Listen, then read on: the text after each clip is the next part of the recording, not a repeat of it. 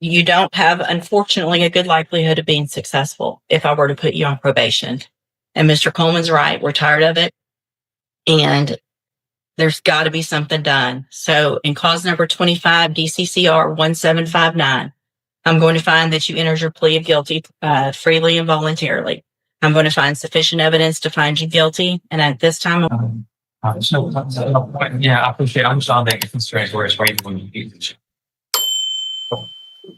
good morning. Are you Caden Yes. Fontanet? And this is 25 DCCR 1759. Mr. Fontanet was previously in court, entered a plea of guilty to the first-degree felony offense of aggravated robbery. It was an unagreed plea. I've received the pre-sentence report. Have you both had an opportunity to review that report? We have, Your Honor. The state has, Judge. Are there any additions or corrections to the report? Not from the defense, not from the state, Judge. And Mr. Coleman, you said you have a witness or some evidence. Actually, Judge, Mr. Rojas has graciously stipulated to the admission of the surveillance video from the convenience store in question.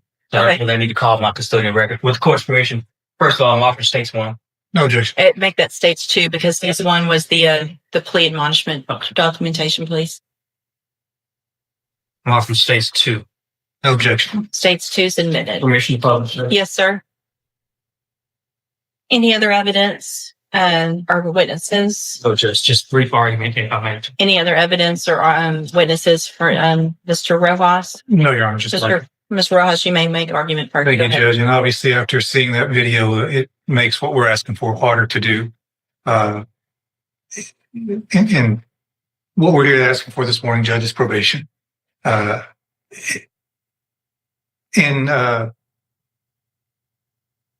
Fontainet's defense, he is a young offender.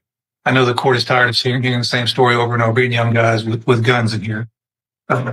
He's got a limited criminal history. I believe this is his first felony. He's never been on any kind of felony supervision or felony probation. Unfortunately, he's just fallen into the same situation that we see so many other youthful offenders fall into. He's got no direction in life. He's very little support at home. Sees no way out of the situation that he's in, so he goes and decides to rob a store and get some money. Did the wrong thing. And if his story in the PSI is to be believable for what I believe is the right reason, he's trying to help his mom out at home, he's trying to pay some bills, keep the lights on. Certainly, there are better ways to go about doing that. And I hope that the time in jail has taught Mr. Fontanet that. So you're done. We've got options here, Judge. We can send him to prison or we can put him on probation. Certainly, he's on the road if this conduct continues, he's on the road with prison. I don't know that the day is the best time to make that exit for him. He's got a long life to live. We can send him to prison. He can be there for a few years and come back out. I don't know that he's going to get the help that he really needs in prison.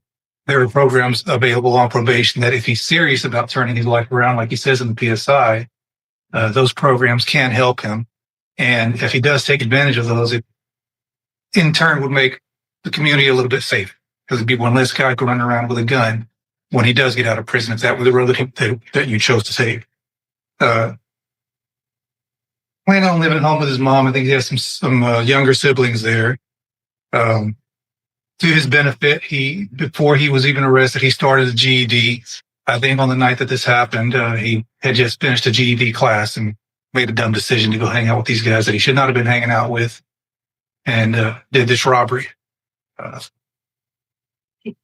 Again, Judge, you've got two options. You can send him to prison, or you can try to get him some help on probation. And hopefully he will take advantage of that. And certainly if he doesn't, we're going to know pretty quick. And you'll have another chance to send him to prison probably for a longer time. All right. Thank you. What is the status of the other two? Are there co-defendants? Have they been charged? They have been charged, Judge, and I have both of their cases. And they have not been sentenced yet or anything like that? Okay. All right. Go ahead, Mr. Coleman. Yeah, I'll be brief. Whether it's the Pine Club Apartments or Rogers Park or a Speedy Mart, you've seen this, and we've seen this in this community all too often. I'm preaching to the choir, Judge. Prayer vigils and advisory committees, all that stuff's fine, but you judge where the rubber meets the road. You are that person that can protect the community from somebody like this defendant you are that person that can either let him walk out of this courtroom on probation with a piece of paper with conditions and promises that he won't resort to this kind of violence that you saw on that video, or you can ensure that the community is safe by putting him behind steel bars, concrete wall, and razor wire fence. Judge, I'm just asking. I'm not in the habit of begging, but on behalf of this community, I'm begging that you send this defendant to prison. The message that needs to be sent to this defendant and his circle of friends and anybody who would want to be like this defendant is that if you pick up a gun with the intent to commit violence, you're going to pick up a 15, 20, 25-year prison sentence, Judge. And I'm just asking that you do this on behalf of people who live at the Pine Club apartments who just want to live in peace, people who want to go take a walk at Rogers Park and not be robbed, and somebody that wants to stop at a Speedy Mart convenience store and pick up some snacks without becoming a victim of a robbery. That's all I have, Judge. Thank you, Mr. Coleman. So, Mr. Fontenette, there was a time some years ago that there really wasn't even a question. Everyone, state's attorneys were recommending youthful offenders, probation. Let's give everybody an opportunity. And things have just changed in such an incredibly dangerous way with young people doing what I just saw you do on that screen.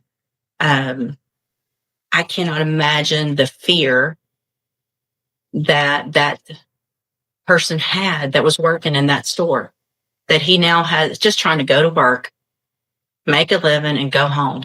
And he has 3 people come in and not just grab a little quick something and run out, but terrorize him for quite some time, pulling him around, yanking him around, putting guns in his face, all 3 of you.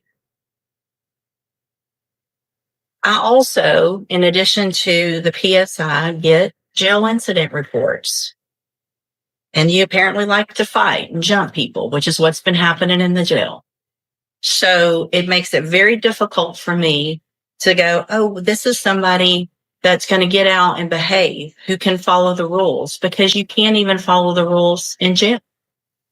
And the pre-sentence report shows that you're a high risk level, which tells me that after they've looked at everything, that you don't have, unfortunately, a good likelihood of being successful if I were to put you on probation. And Mr. Coleman's right. We're tired of it. And there's got to be something done. So in cause number 25, DCCR 1759, I'm going to find that you entered your plea of guilty freely and voluntarily. I'm going to find sufficient evidence to find you guilty. And at this time, I'm going to find you guilty of aggravated robbery. I'm going to sentence you to a term of 25 years in the institutional division. I'm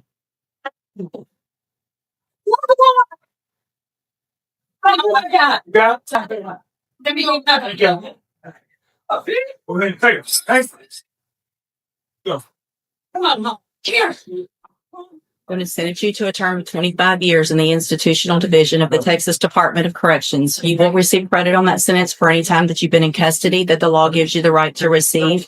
I'm handing you the trial court certification. This was not an agreement. You have some rights to appeal. I have also handed you a written admonishment regarding your ineligibility to possess a firearm or ammunition. Because of the judgment entered against you, you're ineligible under Texas law to possess a firearm or ammunition. Possession of a firearm or ammunition could lead to charges against you. You can talk to Mr. Rojas about any questions you have about that. I am making an affirmative finding of a deadly weapon. Mr. Fontenette, I understand that this is harsh, and I know you believe this is harsh, but I think this is necessary. I hope that you go and you make things right. You can get out of prison. You're still going to be young, and you can make your life better.